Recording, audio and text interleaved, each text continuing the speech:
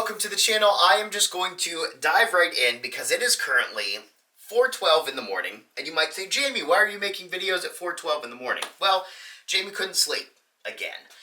When situations like this happen, they run through my brain like crazy. I have ADHD, so things just run through my brain 100 miles an hour all the time.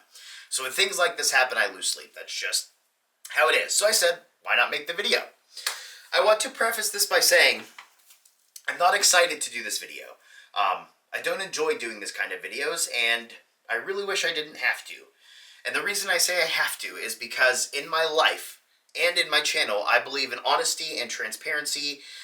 For my channel specifically, I feel that I have a duty, I guess, to say, here was my true experience with the tools and everything. The other reason I feel like I need to is because I did have an issue with a company back in February of 23, and I regret not sharing that information with you guys. My channel was very small at the time, and it was a pretty big situation. A couple of my close friends know about it. Maybe I'll post about it, I don't know. It's been a while, but it still does eat at me because I didn't share the information with you guys, and I'm just not going to run into that situation with this. I don't want it weighing on me anymore. So, this is about the Bad Axe saw. If you guys watched the previous video, I did a video comparing 9 different saws. Out of all of the saws, the Bad Axe saw had an issue that me and my friend Eric both discovered. We saw that there was issues with the plate, issues with the teeth. It was cutting to a curve. There was just issues with it. It goes this way and this way.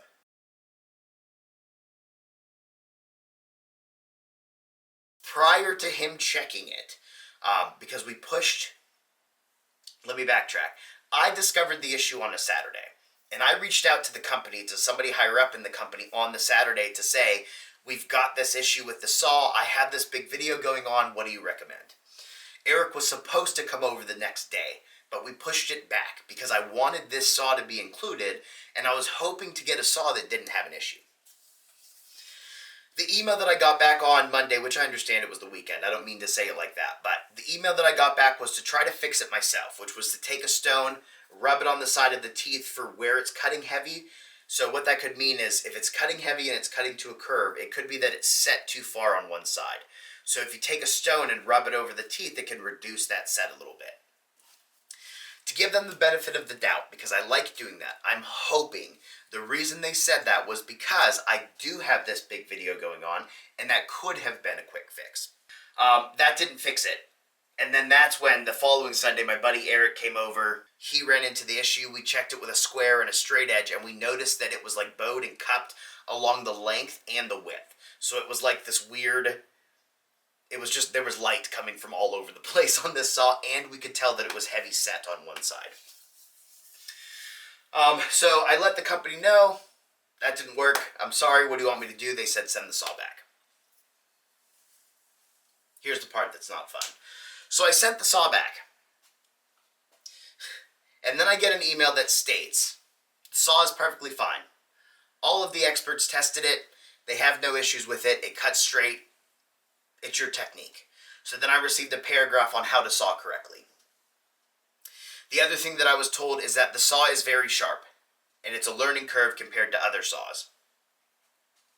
The last thing I was told is that I will need to pay return shipping to get the saw back. So I responded to that email stating that we checked the plate with a straight edge, with a square.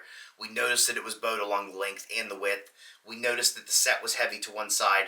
I'm actually not sure if I said that part, but I did say that the plate was bowed and cupped, and I also explained that out of all 9 saws, there was no issues except for with the Bad Axe saw. That was the only one having an issue. I cut very aggressively. I know I do. But I was still able to cut straight with all of these saws. Eric cuts very lightly. He was able to cut straight with all of these saws, but not the Bad Axe. So that was the other thing that was in the email, is that we were cut too aggressively or cutting too aggressively.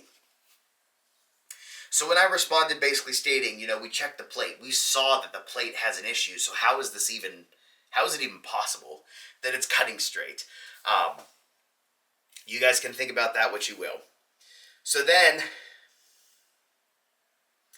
I got a phone call because They did provide their number, so I provided my number. Give me a call if you want to talk about this. Maybe we can solve it faster or whatever, because I still had people asking for a follow-up video, which is this video right now.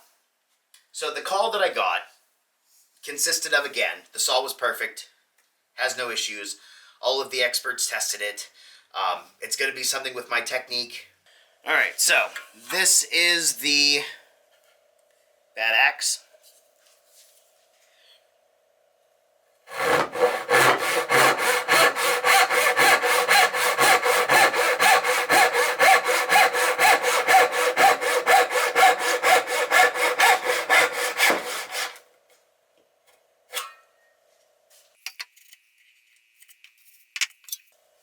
Blue spruce.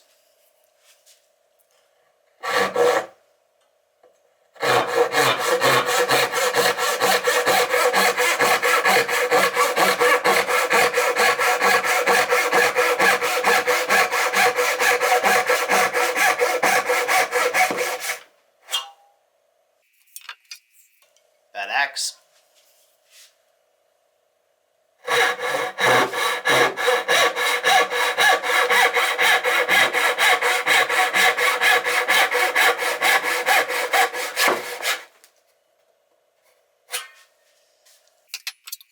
Oh, you know, let's try a different one. Lee Nielsen.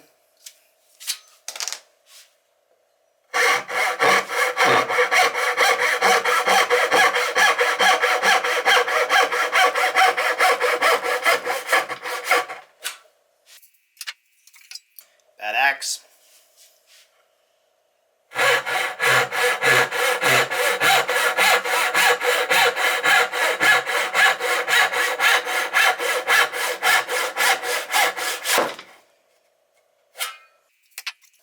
Cosman.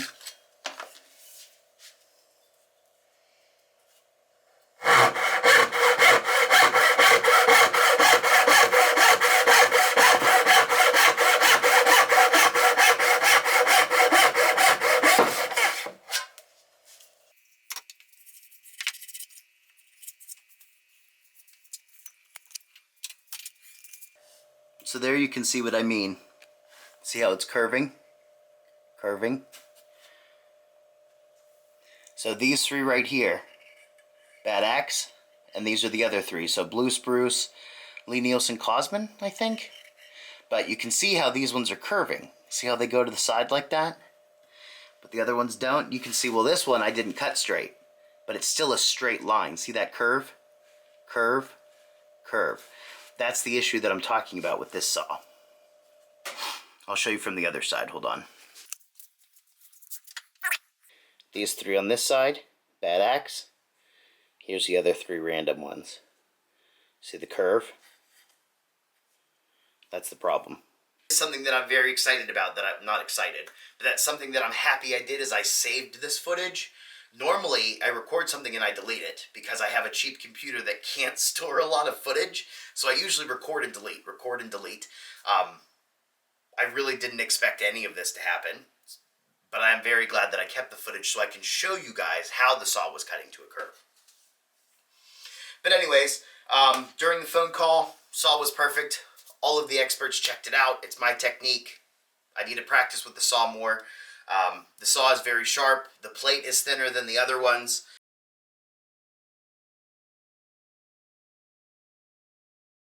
And then the other information I was told, I had to fact check this information, so I don't want you guys to listen to this part of the video and run off saying, oh, you learned something new. No. Listen to this part and listen to the next part, okay? So, I was told that a square and a straight edge are not accurate ways to check a saw plate for straightness. I was told that I was cutting too aggressively, like we had spoken about. I was told that it is okay if the saw plate is not straight. It doesn't matter if it's bowed cut. It doesn't matter if it's straight or not. It doesn't affect the saw in use. I was told that with a folded back, the plate is supposed to move with the wood while you cut, and that there is an air gap at the top of the folded back to allow for that movement while you're cutting with the saw, for the plate to move while you're cutting. And then again, I was told that the saw was perfect. It had no issues. It cut straight for everybody else. The plate was perfectly fine. I have to pay return shipping, but as a sign of good faith, they'll go ahead and replace the plate. So, I am not a confrontational person, so I didn't say anything. Part of it was because I was taken aback, again. But anyways, so the phone call ended, paid the invoice, and then I fact-checked everything. I already knew the answers, but I needed to confirm what I knew because I started second-guessing myself. So I reached out to every single saw maker that I know. I'm not going to give anybody's names, but I reached out to all of them. And I said, here's what I was told. Is this true? Every single response I got, except for like 2 people who were super mild, was full of cuss words. It was full of swearing. It was full of heightened emotions. It was full of what? Responses. So let me go back through this information. A square and a straight edge is not an accurate way to check a saw plate. That is the way. The saw makers were telling me that they check a saw plate for straightness. The other way that you can do it is to put a saw plate down on a surface that you know is for sure flat, hang the handle in the back off of the side, and look to see if there's like any light or anything underneath, or if there's any kind of gap off of the stone or whatever the flat surface is. But that's a hassle. So everybody that I was talking to was saying they use a straight edge, they use a square. They actually make saw makers straight edges, which I didn't know that. I actually need to Google that. I'll pop a picture up or whatever. The too aggressive part, they said, yeah, if you get too aggressive, the saw can kind of go to the side, but these guys also watched my videos and saw that I didn't have issues with the other saws, so they knew that that wasn't the case also. The saw plate not needing to be straight probably got them more mad than any of the other statements because they put a lot of work into making sure that the saw plate is straight. I don't know if you guys have ever bought a vintage saw or if you know how to look for a vintage saw, but one of the main things you do is you ask for a picture of the tooth line to make sure that it's straight. If the saw plate is not straight, it's going to widen your kerf because you're cutting, at all these different angles. It's not going to cut straight. It's going to have all kinds of issues. The saw plate moving when you cut the wood. This one they were probably the most confused by, but they were saying that the tensioning on a saw is important. You want the tension to be strong because while you're cutting, you want that to stay straight. You don't want that to start moving or bowing in the cut because that's when you'll get skipping, that's when you'll get binding, that's when you get all kinds of issues and you can damage the plate. So that kind of goes back to you want the plate to be straight and you also don't want it to move. The air gap at the top of the folded back, most of them couldn't comment on because a lot of them do slotted backs. And this kind of gets into the argument of folded back versus slotted backs. And I guess the best way that I'm going to explain it, folded backs are old style, slotted backs are new style. Look at it like the Stanley and the Lee-Nielsen. Stanley is the old style. We have better machining and better metals now, so Lee-Nielsen upgraded the Stanley. But Stanley was amazing for its time. There's just better options now. Folded backs were awesome for the time. We have better options now with slotted backs, with epoxies to hold the backs in, to keep the tension, all of that kind of stuff. The only argument that they said is that if you drop a folded back saw, it's easier to fix. The other argument that I got for the other side was that if you drop a slotted back saw, it's not going to break because you have the epoxy. I am not a saw person. I'm starting to geek out over saws because of all of this, and doing that video and stuff, but I don't know the answer. I'm leaning more towards slotted backs just with what I was told, but you guys can go ahead and argue that down in the comments if you want to. But anyways, the air gap at the top, they couldn't really mention because they do slotted backs.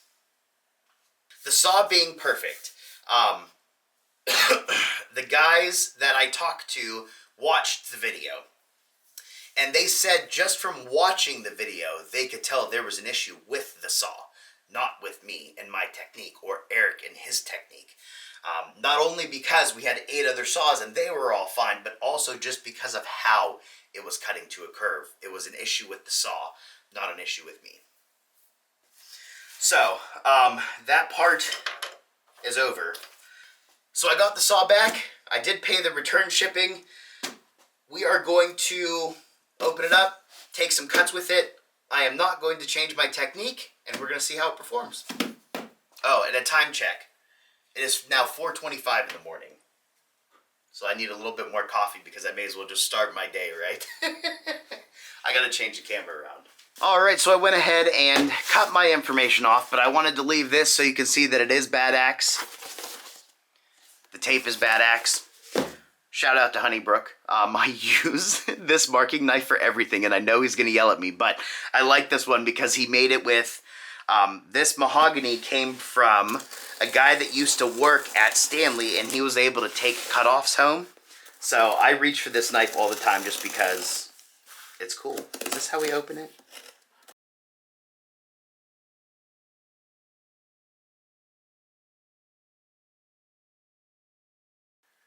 Oh, that was the other thing I forgot to mention. So the other thing that a couple of the saw makers mentioned is that while they were at Handworks, they watched them retension these saws multiple times because of the folded back. But again, you guys can get into that argument.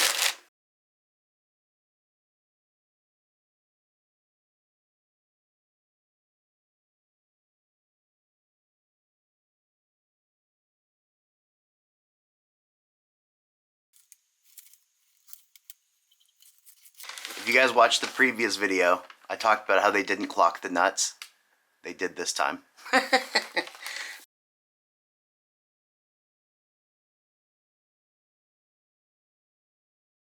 Alright, I'm going to reposition the camera and we'll cut with it. I just want to point out that this board I'm about to cut, it used to be 4 foot long. So that's how often I've been testing these saws, cutting chunks off, testing them, cutting chunks off.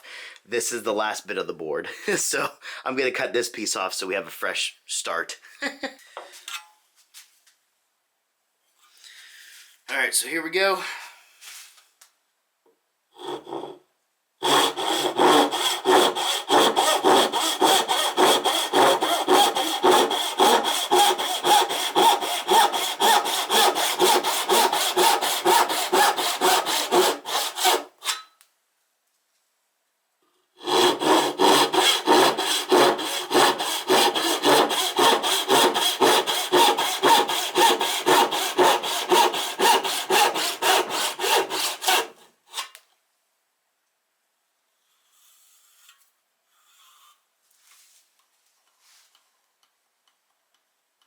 You guys see that?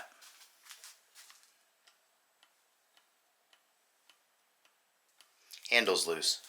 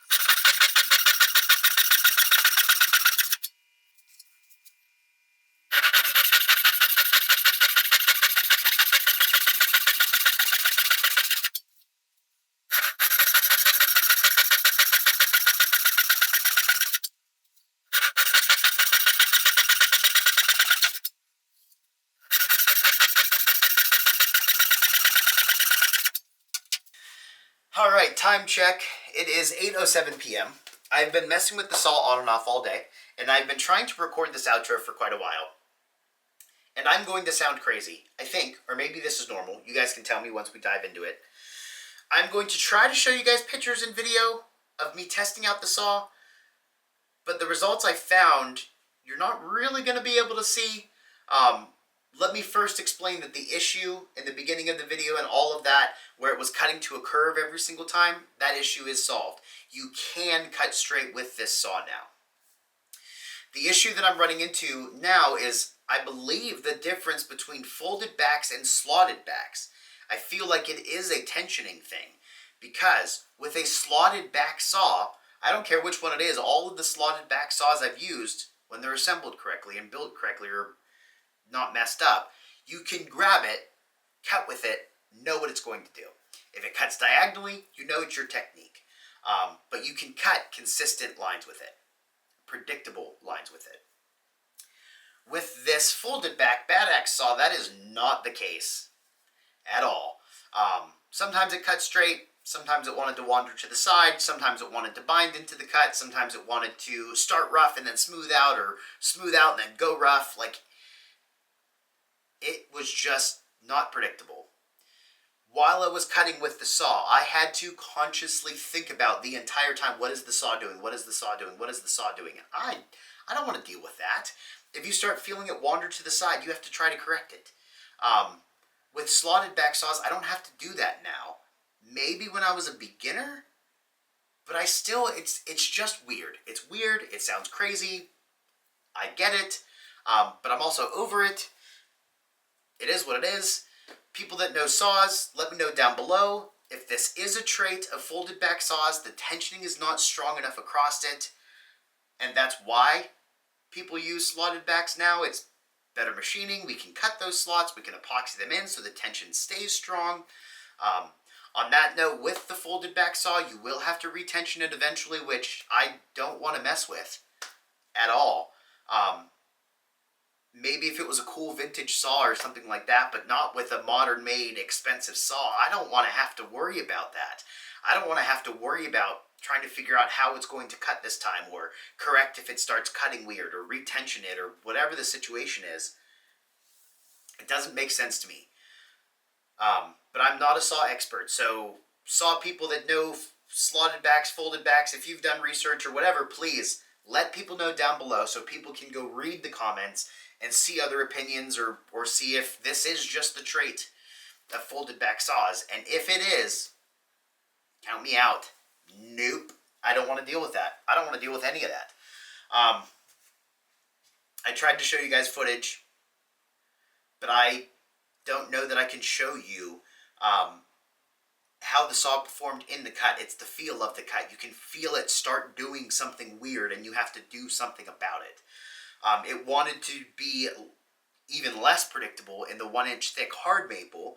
When I was in the 3/4 inch poplar, it was a little bit more predictable, but it still was nothing like the slotted back saws that I have. So, Lou, I'm sorry that all of this is going on. I truly appreciate you for letting me borrow all these saws. The good news is we have a saw that can cut straight now. If you're going to be cutting little dovetails with it, then I think you're going to be okay. Don't really worry about it. You might feel what I'm noticing, but I wouldn't recommend cutting full depth with it and trying to cut tendons or anything like that. On that note, when you guys do get a new saw, the very first thing you should do is cut full depth with it. So from teeth to the top of the spine, have the top of the spine touching the top of the wood, because that will truly tell you how the saw performs. It'll also show you things about your technique, which once you try it and practice that way, you'll see. But that's what I do. Every time I test out saws, every time I practice with saws, I cut full depth. The last thing is kind of funny, because when we had the saw the first time and it liked to curve to the right, that was consistent. Every time it was curving to the right. Now it can cut straight, but it's not consistent. And sometimes will still curve to the right. So, I mean, again, I think it's going to be the argument of folded backs versus slotted backs. I'm not getting into it anymore. I don't have any more energy for it. It is what it is. Whatever happens, happens. That's my findings. That's my experience. Alright, now it's officially all that I've got. Again, no more energy for this. So, I hope you guys enjoyed this video. I know it was a weird one. That's what happens when I don't sleep. If you guys have any questions, any comments, anything like that, feel free to let us know down below. If you know saws, let us know down below. If you've tried this saw, had similar issues, haven't had this issue, also let us know down below. That's all I got.